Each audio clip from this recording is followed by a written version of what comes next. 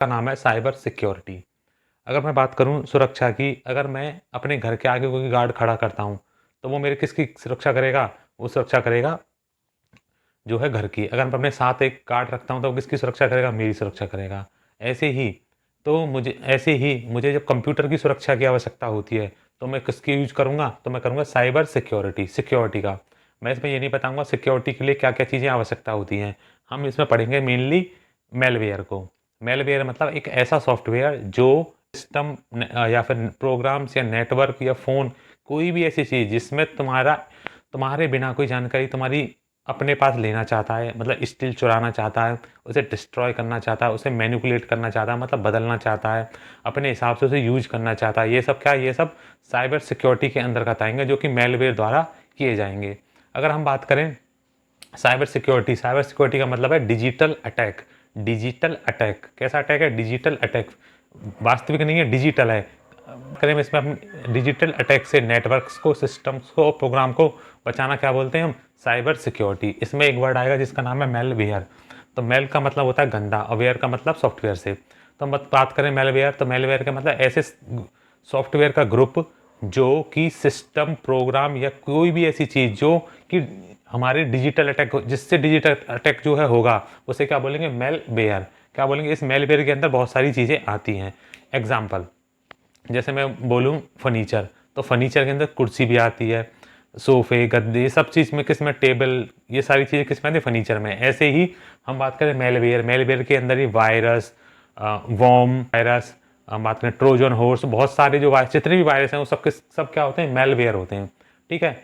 अब तो अब हम पढ़ते हैं इसके बारे में वायरस। सबसे पहले वायरस की जो है फुल फॉर्म पूछी जाती है। ऐसा पूछा जाएगा इसमें एस है, एस का मतलब क्या होता है?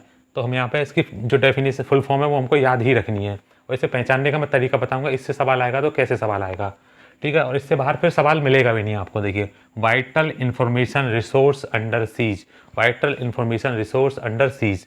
हम बात करें वायरस, सबसे पहले 1983 में कॉइंड का मतलब होता है गढ़ा, या सबसे पहली बार इसका यूज किया। तो वो कौन थे? उसका नाम था फ्रेड कोहिन। क्या नाम था? फ्रेड कोहिन। ठीक है। अगर बात करें वायरस को पहचानना, जहाँ कहीं भी किसी भी क्वेश्चन में तुम्हें मिल जाए कॉपी इटसेल्फ, पहले ध्यान रखना, पहले क्या मिलेगा? कॉपी, फिर उसके बाद इटसेल्फ, या फिर रिप्लीकेट इटसेल्फ।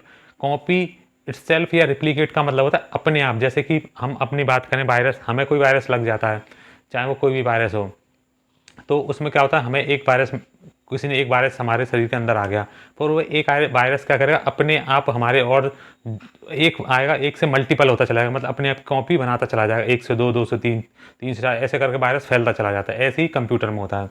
तो यहाँ क्या होता है? वो कॉपी बनाता है अपने आप की, कॉपी इटसेल्फ, या फिर रिप्लीकेट इटसेल्फ। क्या करता है? Replicate itself.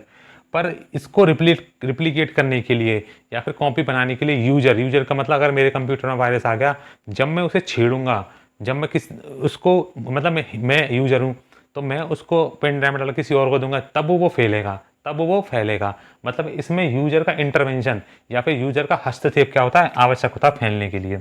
अब एक यहाँ पे जिसका नाम है वॉर्म, इन दोनों में थोड़ी सी कन्फ्यूजन होगी। अब देखना, कन्फ्यूजन को दूर करने के लिए मैं आपसे अभी बोल रहा हूँ, कॉपी के बाद इटसेल्फ मिल जाए या फिर रिप्लीकेट के बाद इटसेल्फ मिल जाए, इंग्लिश के 2 वर्ड हैं, इनको ध्यान रखना। कॉपी के बाद इटसेल्फ मिल जाए या फिर रिप्लीकेट के बाद इटसेल्फ मिल जाए, तो उसका आंसर सीधा सीधा होगा वायरस। ठीक है। अगर वॉर्म की बात करें, तो यहाँ देखना, पहले मिलेगा सेल्फ, फिर कॉपी मिलेगा। पहले सेल्फ, फिर कॉपी मिलेगा, या फिर सेल्फ रिप्लीकेट मिल जाए, तो उसका आंसर क्या होगा? उसका आंसर वायरस होगा, वो वॉर्म होगा। वॉर्म जिसकी फुल फॉर्म होती है write once read many, writes one read many. एक बार इसको जो है लिखो और कितनी बार भी इसको पढ़ो। अगर हम पहले बार वॉर्म की बात करें, तो उसका नाम है मॉरिस वॉर्म। इसे किसने बनाया था? रॉबर्ट मॉरिस ने। किसने बनाया था? रॉबर्ट मॉरिस ने। वॉर्म क्या है?